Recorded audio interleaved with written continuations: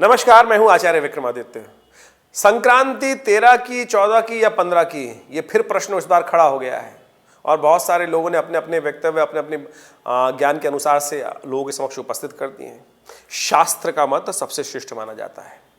देखिए, ज्योतिष के दृष्टिकोण से यदि पंचांग को देखें तो 14 तारीख को रात्रि में 8:45 पर सूर्य जो है वो मकर राशि में प्रवेश कर रहे हैं। सूर्य अस्त के उपरांत, शनिवार का अवसर है, सूर्य अस्त के उपरांत है। तो एक बात समझ लीजिए, कई लोगों ने यह मत दिया है कि सूर्य अस्त के उपरांत जब सूर्य बदलते हैं राशि को तो अगले दिन पुण्य माना जाता है। नहीं, शास्त्र के अंदर प्रमाणित है कि मध्य रात्रि के उपरांत यदि सूर्य का परिवर्तन हो रहा है तो अगले दिन संक्रांति का पुण्य होगा। लेकिन मध्य रात्रि से पहले यदि, यानी मध्य रात्रि जब हुई, रात्रि के तृतीय पहर के बाद मध्य रात्रि आती है। और इस बात को आप समझ लें कि ये प्रथम पहर में ही, संध्या वेला अभी 8 बजे तक समाप्त नहीं होती, अंतिम चरणों में होती है।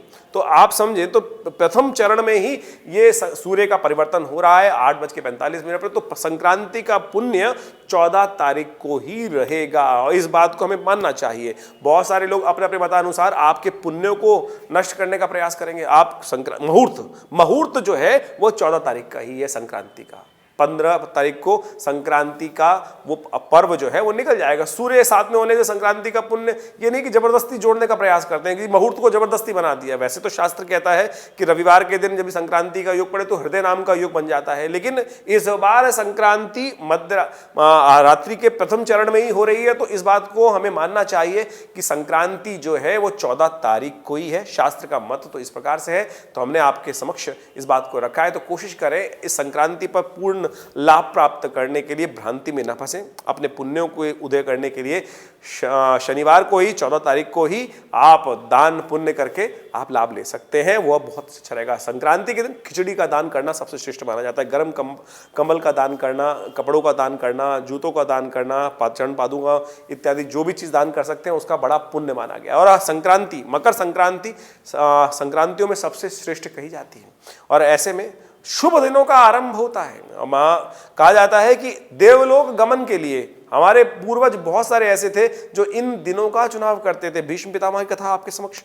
कहा जाता है कि बाणों की शैया पर लेटे हुए भी उन्होंने अपने प्राणों को संयमित कर कर रोक रखा था कि नहीं, जिस दिन मकर संक्रांति का आरंभ होगा, सूर्य मकर में प्रवेश करेंगे, उत्तरायण होंगे, उसी दिन मैं इस शरीर को, धरा को छोड़कर आगे प्रवेश करूंगा। समझें, इतना पुण्यदायक समय है। यही दिन है जिसमें आपके पूर्वजों को आप तर्पण इत्यादि कर कर पुण्य प्राप्ति के योग बना सकते हैं। तो इस समय को व्यर्थ कोशिश करें, बेकार व्यर्थ बर्बाद ना करें।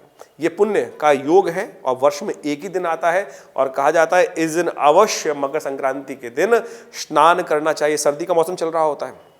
पुरानी कहावत है आमतौर पर कि इस दिन स्नान करने से समस्त प्रकार के, एक दिन जो विशेष तौर पर स्नान करने से समस्त कष्टों को दूर कर सकते हैं। इसलिए कोशिश ये करें, तीर्थों पे जाकर स्नान जितना हो सकता है वो करें। स्नान करने के उपरांत तर्पण करें पितरों के निमित्त। और एक रहस्य और बताएं आपको कि बहुत सारे लोगों में गंगा सागर में बहुत बड़ा मेला होता है मकर संक्रांति के दिन, और कहा जाता है कि उस दिन ही भगीरथ वहां पर गंगा को लेकर पहुंचे थे और हमारा अपने पूर्वजों का जो विशेष तौर पर मोक्ष का द्वार उन्होंने खोला था। जिस प्रकार से कपिल मुनि के श्राप से वो वहां भस्म हो गए थे और उनकी मुक्ति नहीं हो पाई थी, इसी दिन वहां गंगा को लेकर उस पाताल लोक में भगीरथ स्वयं पहुंचे थे। तो इसलिए कोशिश करें, इस पुण्य का अवसर है, भ्रांतियों के चक्कर में शास्त्र के मत को समझते हुए कोशिश करें, अपने पुण्यों को उदय करने का प्रयास करें, मुहूर्त का विशेष तौर पर पूर्ण लाभ लेने का प्रयास करें। तो 14 तारीख को मकर संक्रांति का पर्व रहेगा। पुण्य पंचांग भी कह रहा है कि 14 तारीख को ही रहेगा। उस दिन श्रद्धा के साथ इसको मनाने का प्रयास करें, आपके लिए अच्छा रहेगा।